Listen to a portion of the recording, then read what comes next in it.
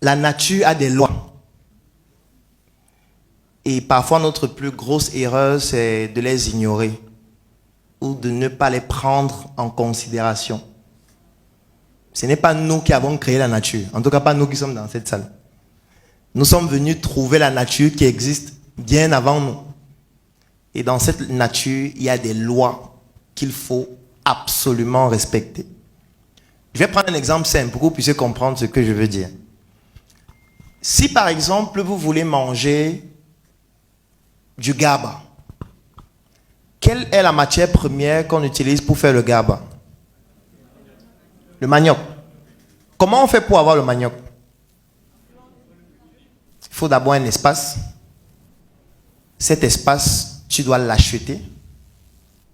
Dès que tu achètes cet espace, tu dois te rassurer que c'est un espace propice à la culture du manioc.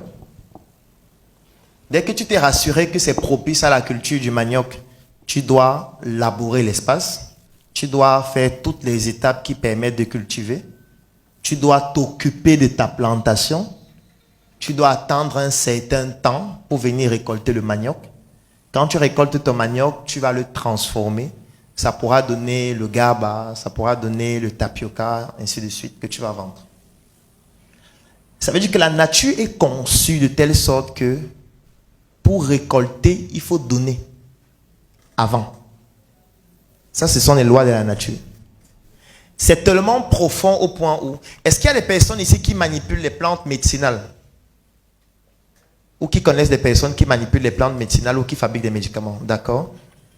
Alors, il y a une loi, lorsqu'on fabrique les médicaments avec les plantes médicinales, qui est assez étrange, mais que toute personne qui fabrique les médicaments avec les plantes médicinales connaît.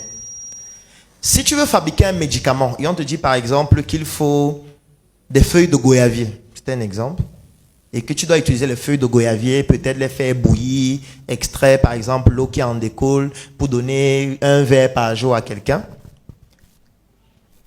Si tu t'en vas ici à Abidjan, tu vois un goyavier en route, tu montes, tu cueilles les feuilles, tu vas faire le remède avec, ça ne fonctionne pas. Pour que ça fonctionne, il y a deux conditions. Il faut au moins que l'une de ces conditions soit réunie. Première condition, il faut que c'est toi qui aies planté ça toi-même. Deuxième condition, il faut que tu demandes l'autorisation de celui qui a planté, si ce n'est pas toi qui as planté. Si tu ne fais pas l'un des deux, le principe actif ne fonctionne pas. Tous ceux qui fabriquent les médicaments, qui ont un peu de connaissances, savent que c'est comme ça que ça fonctionne. Vous ne pouvez pas venir voir un produit fini, vous cueillez juste et vous partez utiliser. Ça ne fonctionne pas. C'est vous que ça va détruire. Je continue. Toi, tu es dans une activité dans laquelle tu la pratiques dans un environnement. Dans cet environnement, il y a des lois. Ça veut dire que quand tu viens dans un environnement, il y a d'autres personnes qui y vivent. Ces personnes ont certaines interactions sociales, ont une manière de vivre, ont un savoir-être, ont un savoir-faire et surtout ont des principes de gestion dans leur société. Tu ne peux pas venir dans cette société faire comme tu veux. Ça ne fonctionne pas. Ça veut dire que tu dois t'adapter. C'est l'un des mots-clés d'un entrepreneur. C'est l'adaptation. Je ne peux pas venir faire l'entrepreneuriat à Abidjan comme je le fais à Douala. Ce n'est pas la même mentalité, ce n'est pas le même climat, ce n'est pas le même niveau de connaissance, ce n'est pas les mêmes habitudes de consommation. Donc, il faut que je m'adapte. Si je veux forcément répliquer ce que je fais là-bas, ici, de manière identique, ce qui se passe, c'est quoi? Ça veut dire que je ne suis pas en train de respecter une loi. Et quand tu ne respectes pas les lois, ça ne fonctionne pas. Donc, ce que tu es en train de vouloir faire, c'est d'aller contre les lois. Si tu es dans un environnement, première chose, c'est de comprendre les lois. Deuxième chose, t'adapter aux lois. Troisième chose, développer ton activité si tu es un entrepreneur en fonction des lois. Et après, quand tu seras plus puissant, tu pourras financer le changement des lois. C'est possible. Et si tu as plus d'argent, tu peux dire que, ok, comme on priait 5 fois par jour, là maintenant, il veut qu'on prie seulement une fois. Parce qu'on prie trop, ça nous perd le temps. Mais ça, c'est quand tu seras puissant, pas au début. Donc, tu ne peux pas venir directement au début dans une communauté qui a des lois et tu veux imposer qu'on fasse comme toi. Qui te dit que tu as raison? Peut-être c'est toi qui as tort. Peut-être c'est toi qui te trompes. Peut-être ce sont les autres qui ont raison. Il y a plusieurs manières d'être normal. Il faut répéter la phrase que je viens de dire ici dans votre tête. Il y a plusieurs manières d'être normal. Ce n'est pas parce que tu as ta manière d'être normal que les autres n'ont pas le droit d'être normal d'une autre manière.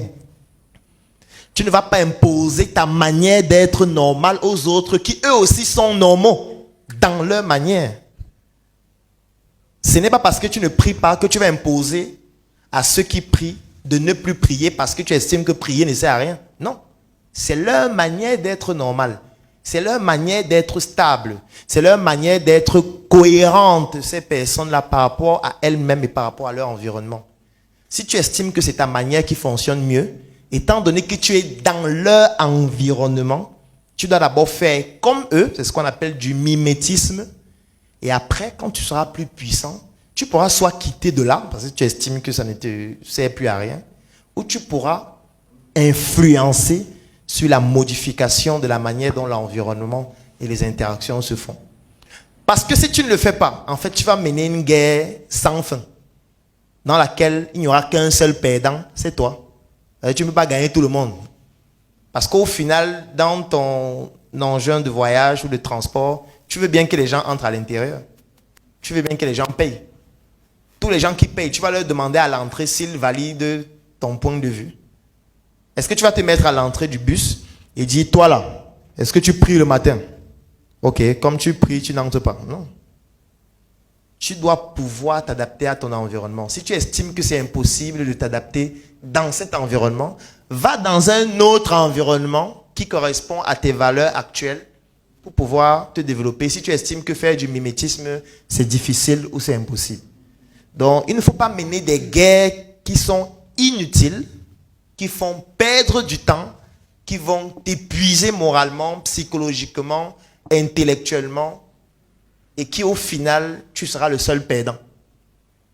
Parce que c'est un peu comme si tu as un projet, et là on est toujours dans la spiritualité, et tu poses une question aux gens, est-ce que vous croyez en Dieu? Ils disent que oui, on croit. Et tu dis que ton projet, c'est de faire qu'ils ne croient plus en Dieu. Mais c'est pas c'est fou. Et tu es en train de faire quelque chose de fou. Tu es en train de te lancer dans une guerre sans fin, dans laquelle tu seras le seul perdant. Parce que quand tu vas contre l'opinion de quelqu'un, tu renforces son opinion. Et du coup, tu lui donnes les arguments de défendre son opinion. C'est un peu comme si tu rencontres Zédou, tu dis vraiment Zédou, tu es très mal habillé ce matin. Attends, il va vouloir défendre pourquoi il est habillé comme ça. Il va vouloir t'expliquer que c'est même le meilleur vêtement pour cet événement. Il va te dire que le jaune signifie ceci, le blanc c'est ça, c'est son père qui lui avait offert ça, ça a tel symbole de machin et tout. Et vous allez faire une guerre sans fin, un dialogue de sourds. Même si tu veux que Zédou change de comportement, tu dois d'abord apprécier ce qu'il fait. Tu dois valider ce qu'il dit. Tu dois discuter avec lui pour comprendre pourquoi il fait comme ça. Tu dois même commencer à faire comme lui.